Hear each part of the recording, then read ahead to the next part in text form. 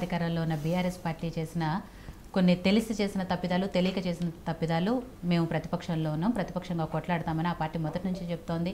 And ఆ party మీద మీరు చేసిన ఆరోపణలకి మా పులి బయటకు వచ్చిన తర్వాత సమాధానం చెప్తుంది, పులి రేపు వస్తుంది, ఎల్లుండి వస్తుంది, ఇలాంటివన్నీ కూడా బీఆర్ఎస్ నాయకులు మాట్లాడారు. ఎట్లాస్ట్ పులి వచ్చింది, 2 మీటింగులు పెట్టింది, మాట్లాడింది, అంతా అయింది. ఇక కార్యకర్తల్లో ఉత్సాహం వచ్చింది.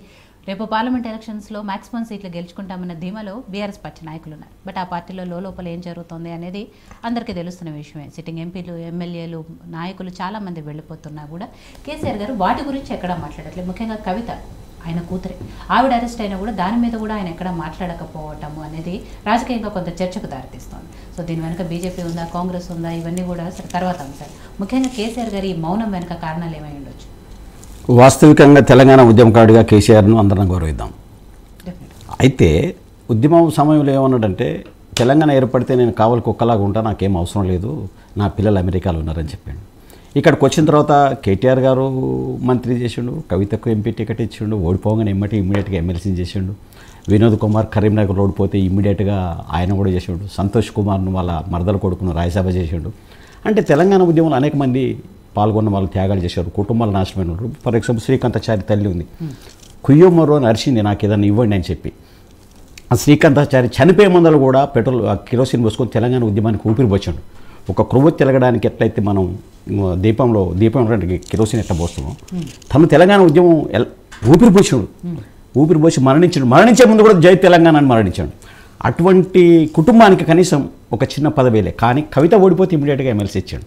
ఇవన్నీ కూడా కుటుంబంలో, కుటుంబ ప్రీతిలో, కులం ప్రీతిలో కేసీఆర్ ఎరకపోయి అవినీతి కార్యక్రమాలు ఎరకపోయాడు. గ్రేట్ నేత, అందరం ఒప్పుకోవాల్సిందే. కేసీఆర్ ఉద్యమ నాయకుడు అన్న ముఖ్యమంత్రిగా అనేక ఇవాళ కాళేశ్వరం ప్రాజెక్టు ఉంది, 96,000 కోట్ల రూపాయలు ఖర్చు పెడితే 40,000 ఎకరాలు భూమి పారుతుంది అనే మాట అంటుంది. ఇది నేను అంటున్న మాట కాదు, కాగిని వేదిక చెప్పిన మాట నేను చెప్తా ఉన్నాను.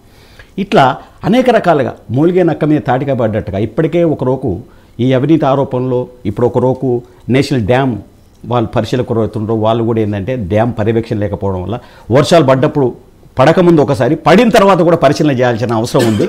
వాళ్ళ నిర్లక్ష్యం వల్ల ఆ ప్రాజెక్టు ఇలా డ్యామేజ్ అయింది. మేడిగడ్డ ఆడేమంటుండు కాంట్రాక్టర్ L&T 2 సంవత్సరాలే లయబిలిటీ ఉంటుంది, ఇప్పుడు మళ్ళీ దాన్ని రిపేర్ చేయాలంటే 500 కోట్లు కావాలి, నేను పెట్టుకొని గవర్నమెంట్ భరించాలంటున్నాను. అంటే వాళ్ళ నిర్లక్ష్యం వల్ల అవినీతి జరగడమే కాకుండా అందులో దోపిడీ చేయడమే కాకుండా కనీసం నిర్లక్ష్యం వల్ల ఆ ప్రాజెక్టులు అన్నీ డ్యామేజ్ అయిపోయినాయి. ఇప్పుడు మేడిగడ్డ ఉంది, అది పిల్లర్స్ కుంగిపోయి ఉన్నది.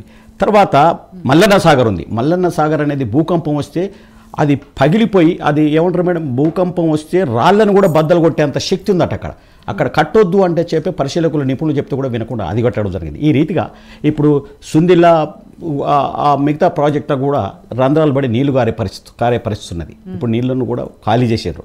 అంటే ఈ రీతిగా అందులోనే కూరుకుపోయి ఒకవైపు విజిలెన్స్ రిపోర్టు, మరోవైపు డ్యామ్ పరిశీలక ఏదైతే ఏమంటారు నేషనల్ డ్యామ్ పరిశీలకుల రిపోర్టు, డ్యామ్ సేఫ్టీ పరిశీలకుల రిపోర్ట్, ఇవన్నీ కూడా ప్రాజెక్టులో అవినీతి జరిగింది, డిజైన్స్ మార్చడం కానీ ఇట్లాంటివన్నీ జరిగిననే మాట.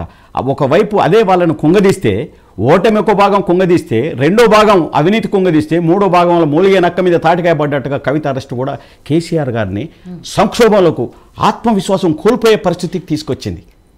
ఆ క్రమంలో అందులో ఉన్న వాళ్ళకు కూడా క్యాడర్కి ఏమైపోయిందంటే, ఇది ఉంటుందో ఊడుతుందో బతికే పార్టీ కాదు, మనం సత్య పరిస్థితులు వచ్చినాయని చెప్పి వాళ్ళ పార్టీ మార్చి ఇటు కాంగ్రెస్ పార్టీలో కానీ మిగతా అటు బీజేపీ కానీ పోయే పరిస్థితి ఎందుకు వచ్చిందంటే, ఒక సంక్షోభం ఉన్నప్పుడు, నిరాశ నిస్పృహలు ఏర్పడ్డప్పుడు శ్వాస పీల్చుకోవడానికి, ఆత్మవిశ్వాసం పొందడానికి వాళ్ళు ఇంకోవైపు వాళ్ళని వాళ్ళు రక్షించుకోవడానికి ఇంకోవైపు వెళ్తున్నారు తప్ప ఎవరు కాంగ్రెస్ పార్టీకి అభ్యర్థులు లేరు. కాంగ్రెస్ పార్టీకి అభ్యర్థులు లేరంటున్నాడు.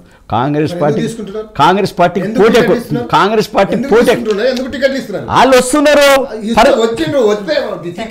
సేమ్ పరిస్థితి మేడం.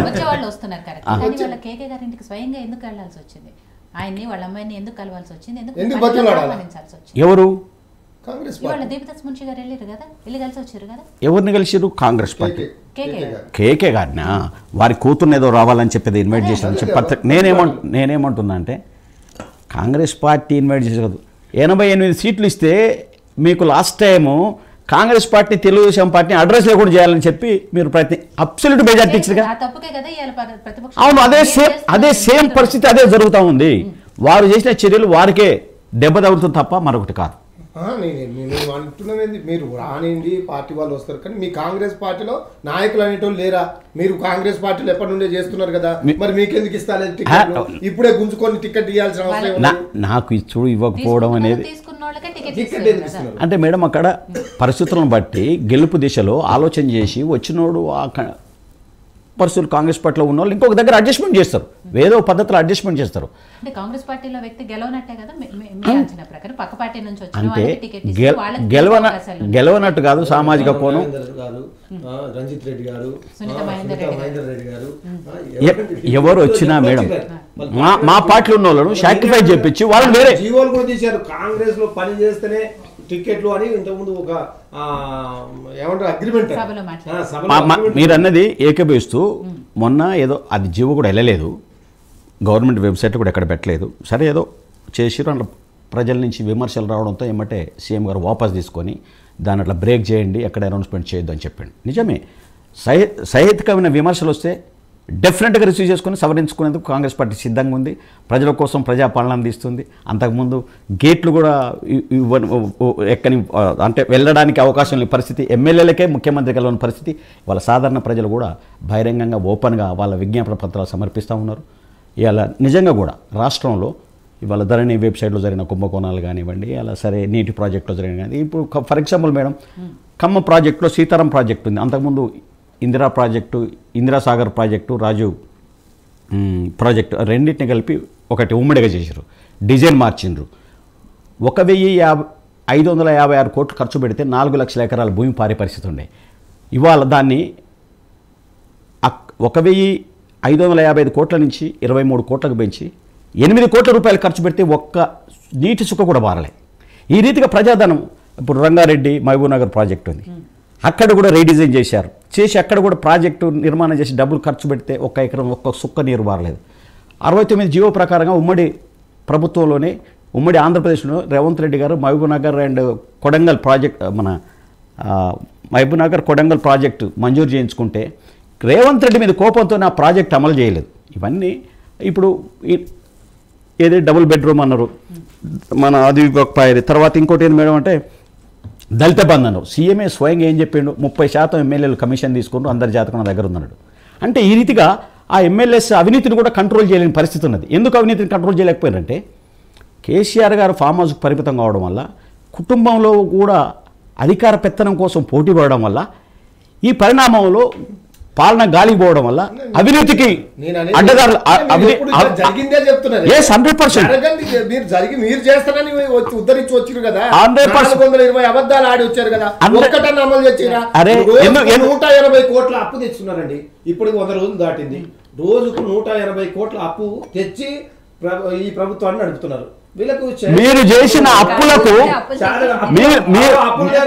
మీరు బీఆర్ఎస్ గవర్నమెంట్ చేసిన అప్పులకు వడ్డీలు కట్టడానికి కూడా ఇబ్బంది పడే పరిస్థితి ఉంది. చేయాల్సింది ఇప్పుడు మేము చేసాము, కొన్ని పొరపాటు చేయడం కాబట్టి మేము ప్రతిపక్షాలు ఉన్నా ఒప్పుకుంటున్నాం. మరి మీరు చేస్తా అనేది చేయండి. 2,500 ఇస్తానన్న మహిళలు 2 లక్షల రూపాయలు రుణమాఫీ ఏమైంది, 4,000 రూపాయలు పెన్షన్ ఏమైంది, 500 రూపాయలు 10 సంవత్సరాల పీరియడ్లో మీరు చేసిన వాగ్దానం అమలు చేయలేదు.